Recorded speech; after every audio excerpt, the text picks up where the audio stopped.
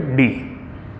हमें तो ऐसा लगता होगा कि हम तो सब्जी लेने जाते हैं, हमारे बच्चे स्कूल जाते हैं, खेलते हैं, विटामिन डी की क्या ज़रूरत है, विटामिन डी तो हमें मिल ही रहा है। और मज़े की बात यह है कि 40 to 99% ऑफ इंडियंस को विटामिन डी की कमी है। विटामिन डी की कमी है, वो कैसे मालूम पड़ेगा आपको? अगर आपको नींद अच्छे से नहीं आ रही है, आपके बॉडी में अगर स्ट्रेस लेवल्स हाई है, स्ट्रेस बच्चों में नहीं होता पर फिर भी काफ़ी बच्चे आजकल पूरे दिन मोबाइल लेके बैठे रहते हैं, कि उससे क्या होता है, ब्रेन पे स्ट्रेस आता है, बच्चे अच्छे से सो नहीं पाते हैं, अगर सोते हैं तो बहुत ज़्यादा सो जाते हैं, फिर उठने के बाद भी थकान होती है। हम सोते इसलिए क्योंकि हम थक चुके होते हैं, और उसके बाद भी अगर उठने के बाद थकान हो रही है, मतलब कहीं ना कहीं कुछ तो प्रॉब्लम है, और वो प्रॉब्लम है विटामिन डी की कमी की। विटामिन डी की कमी, आपको क्या लगता है आपकी बॉडी में विटामिन डी सफिशिएंट होगा या नहीं होगा? सही बात है, क्योंकि आप वेजिटेरियन हैं, आप भी वेजिटेरियन हैं, जितने भी लोग वेजिटेरियन हैं उन सभी के बॉडी में विटामिन डी की कमी होगी, क्योंकि विटामिन डी सन के सिवा कहाँ से आता है? जो भी हम खाते हैं उसके अंदर, अगर आप फिश खा रहे हैं, आप चिकन खा रहे हैं, एग्स खा रहे हैं, तो उसमें आपको विटामिन डी मिलेगा। पर आप जितने भी वेजिटेरियन आइटम्स खाएंगे उसमें से आपको एक भी आइटम में विटामिन डी नहीं मिलेगा। तो अगर आपको विटामिन डी चाहिए तो आपको क्या करना पड़ेगा? सही बात है, पर नॉनवेज खाना तो इम्पॉसिबल है वेजिटेरियंस के लिए, बहुत कम मिलता है, जितने आपको बॉडी को चाहिए उससे बहुत कम मिलता है। और डॉक्टर्स ये सजेस्ट करते हैं कि अगर आपको विटामिन डी प्योर सन में से चाहिए तो आपको 2 से 3 घंटे तक भरी धूप में बैठना पड़ेगा। भरी धूप में अगर हम बैठेंगे तो बाकी सारे प्रॉब्लम्स हो जाएंगे, हम काले पड़ जाएंगे, हमारे पास इतना टाइम ही नहीं होता कि हम 2 से 3 घंटे धूप में बैठे रहें। सही बात है, तो उसके लिए हमें क्या करना पड़ेगा? विटामिन डी लेना पड़ेगा। हमारी जो विटामिन डी आती है उसके अंदर 2000 UI ऑफ विटामिन D3 है। अब जैसे हम किसी भी चीज़ की मात्रा को कैलकुलेट करने के लिए अलग अलग मेजर यूज़ करते हैं, जैसे दूध को हम लीटर में तोलते हैं, फिर दवाई होती है उसको हम mg में तोलते हैं, वैसे अपन ये जो सनलाइट है, क्या हम सनलाइट को माप सकते हैं? नहीं माप सकते।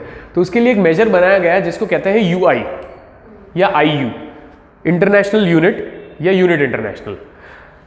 डॉक्टर्स ये कहते हैं कि आपके अंदर दिन में 2000 से ज़्यादा UI अगर आपको मिल रहा है, मतलब आप सफिशिएंट सनलाइट में हैं।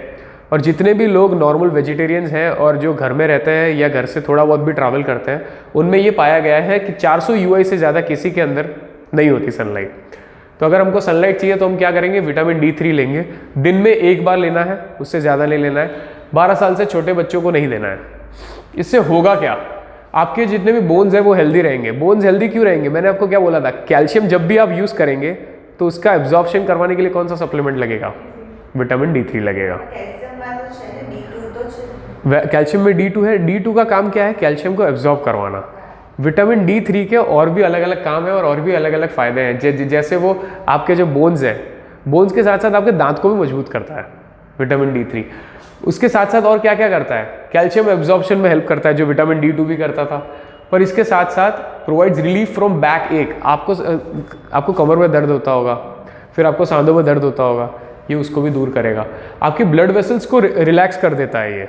जो आपको ब्लड प्रेशर की प्रॉब्लम होती है, काफ़ी लोग क्या कहते हैं कि मुझे कभी कभी मतलब हार्ट में कभी पेन हो गया, ये सारी चीज़ें आपको बहुत माइनर लगती होगी, पर कभी कभी होता है ये सारी चीज़ें। ये सारी चीज़ों को ये दूर करता है। और उसके साथ साथ जितना भी कैल्शियम आप खाएंगे, दूध के फॉर्म में खाएंगे, केले के फॉर्म में खाएंगे, या कोई भी फॉर्म में कैल्शियम खाएंगे, उसका अब्जॉर्प्शन इतना ज़्यादा बढ़ा देगा कि कैल्शियम की वजह से बाकी जो बीमारियां आपके शरीर में होने वाली है वो भी नहीं होगी। और बच्चों के लिए अगर आप ये दे रहे हैं, मतलब उनकी हड्डियाँ इतनी ज़्यादा मजबूत रहेंगी कि उनका ग्रोथ भी बहुत अच्छे से होगा। आजकल ये देखा गया है कि बच्चों की हाइट बहुत जल्दी रुक जाती है, ये उनके लिए बहुत अच्छा है। डोजेज कितना रहना चाहिए? नॉर्मल ह्यूमंस, मतलब जिनकी एज 70 साल से कम है, 70 ईयर्स से कम है, उनको आप नॉर्मली दिन में 1 गोली दे सकते हैं। और 70 ईयर्स से ज़्यादा है उनको आप एक दिन 2 गोली दीजिए, एक दिन 1 दीजिए, एक दिन 2 दीजिए, एक दिन 1 दीजिए, ऑल्टरनेट कर लीजिए, क्योंकि उनके बॉडी के अंदर बोन्स बहुत ज़्यादा वीक हो जाते हैं। आपने देखा होगा जितने भी सीनियर सिटीजन होते हैं उनमें सबसे ज़्यादा फ्रैक्चर के प्रॉब्लम रहते हैं। तो उसको अवॉइड करने के लिए हम विटामिन D यूज़ करेंगे। विटामिन D के रिलेटेड आपको कोई और डाउट है?